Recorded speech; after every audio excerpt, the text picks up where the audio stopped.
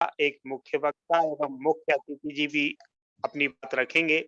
इस बात को ध्यान में रखते हुए मैं अगले क्रम में आमंत्रित कर रहा हूँ आज के मुख्य वक्ता सम्यक जीवी आदरणीय आजाद बौद्ध साहब वो आए और आज के इस वेबिनार में त्रिगुणी पावन पूर्णिमा के पूर्व संध्या पर अपनी बात रखें। माननीय सम्यक जीवी आजाद बौद्ध साहब।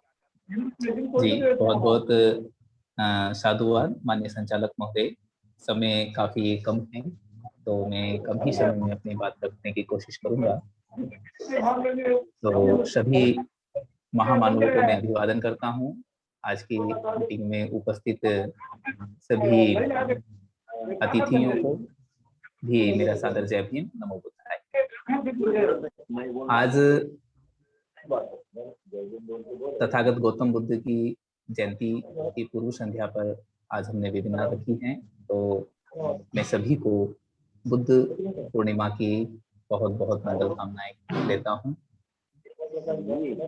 आज यदि हम वर्तमान में देखें तो वर्तमान में अभी पेंडेमिक चल रहा है कोविड-19, तो उसमें भी और साथ ही साथ जो तथागत गौतम बुद्ध का उद्देश्य था, उस उद्देश्य को हमें हर समय याद रखना चाहिए। हम भूल जाते हैं, लेकिन हमें भूलना नहीं है, उसको हम हर समय याद रखना है। यदि हम हर समय उस उद्देश्य को याद रखेंगे तो कभी भी हमें असफलता का मुंह नहीं देखना पड़ेगा।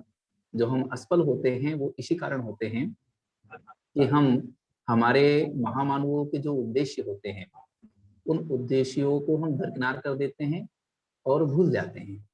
इसी कारण से हमारी सामाजिक क्रांति, आर्थिक क्रांति और राजनीतिक क्रांति असफल हो जाती है। यानी ये मान के चलिए कि हमारी जो लापरवाही है उसके कारण ही हमारी सामाजिक, आर्थिक और राजनीतिक क्रांति असफल होती है या पीछे जाती है। जबकि हमें जब हमारी सामाजिक क्रांति या आर्थिक क्रांति और सामाजिक क्रांति बढ़ती हैं या हम बढ़ने का प्रयास करते हैं और जब हम सफलता के निकट पहुंचते हैं या हम सफल होने के सफलता के पास पहुंचते हैं तो हमें और भी सतर्क और भी सजग होने की आवश्यकता होती है। लेकिन हम करते क्या है कि हम उल्टा कर देते हैं। जब हम सफलता के पास पहुंचते हैं या सफलता के निकट होते हैं तो हम लापरवाह होते जाते हैं और इस लापरवाही के कारण ही हमारे आंदोलन धराशायी हो जाते हैं, चाहे वो सामाजिक आंदोलन हो, आर्थिक आंदोलन हो या राजनीतिक आंदोलन हो। इतिहास को यदि हम देखते हैं तो इतिहास में एकमात्र मुझे कारण दिखता है हमारी असफलता का कि हम लापरवाह हो गए। यानी जब तक हमारे महापुरुष रहे, हमारे महामानव रहे, तब तक तो वो लीड करते रहे, लेकिन जैसे ही उनके जाने के बाद फिर हम लापरवाह हो गए। इसी कारण से हमारी राजनीतिक क्रांति, सामाजिक क्रांति और आर्थिक क्रांति असफल हो जाती है। अब तथागत का उद्देश्य जो था, तथागत का उद्देश्य था कि संसार में आने का तथागत का उद्देश्य ही यह है कि दरिद्रों, असहायों और आरक्षितों का मित्र बनना। जो रोगी हैं, श्रवण हैं, वह दूसरे कोई भी हो, उनकी सेवा करना, दरिद्रों, अनाथों और बूढ़ों की सहायता करना तथा दूसरों को ऐसा करने की प्रेरणा देना, ये तथागत का उद्देश्य था। लेकिन क्या हम इस उद्देश्य पर खरे उतरते हैं?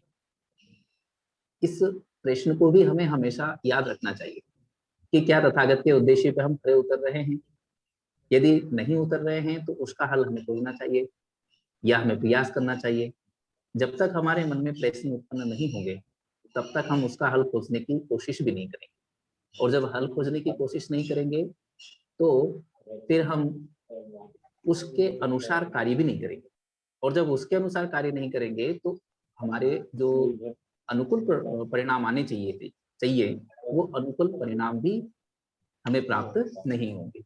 इसलिए मेरा, क्योंकि समय भी काफी कम है, इसलिए मैं इतना ही कहूंगा कि हम लोगों को जो तथागत गौतम बुद्ध का उद्देश्य था उस उद्देश्य को हमें पालन करना चाहिए और हमेशा हमें याद रखना चाहिए कि हमारे जो महामानव थे, जो महापुरुष थे, उनका उद्देश्य क्या था और क्या हम उस उद्देश्य पर खरे उतरते हैं या नहीं उतरते।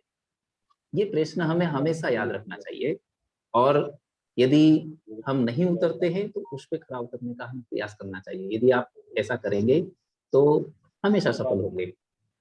इतनी बात कह करके मैं अपनी वाणी को विराम देता हूँ। जय भीम, नमो बुद्धाय।